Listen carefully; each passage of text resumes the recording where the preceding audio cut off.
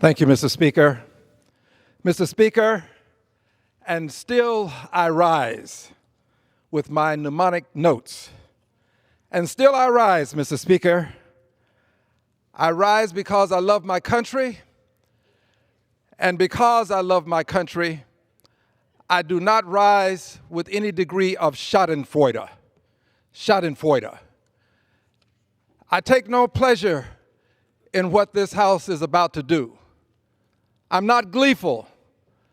I rise because I believe that we must do what Dr. King called to our attention when he said that on some issues, you must do that which is neither safe, nor politic, nor popular.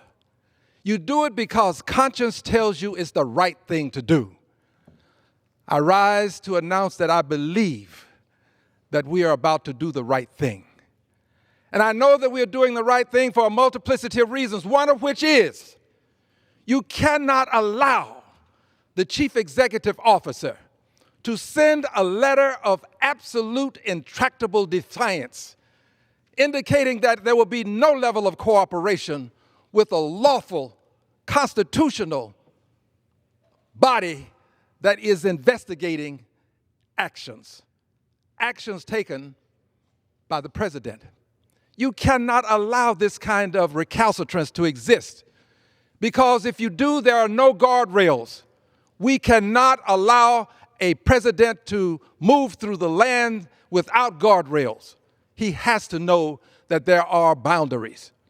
So I rise to say today that this House is moving in a historic direction, that when it is written across the pages of time that this House took the action that I believe it will take, I think we will all find that it was the right thing to do. I rise also to say this. The Constitution allows a president to be impeached more than once.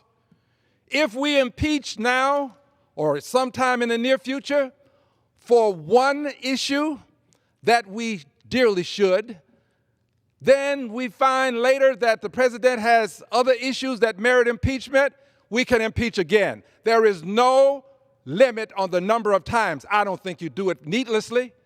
Every time I've called it to the attention of this House, there was purpose and reason behind it.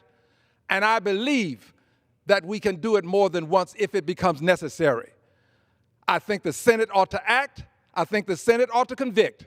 But if the Senate does not convict, it does not mean that the House is now hamstrung and cannot move forward again with impeachment. So I rise with no degree of Schadenfreude. I rise with love of country and heart, and I rise understanding that Dr. King was eminently correct.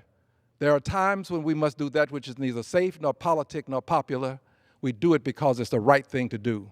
I rise because I believe we are embarking upon the right course for this House and for our history. I yield back the balance of our time. Members are reminded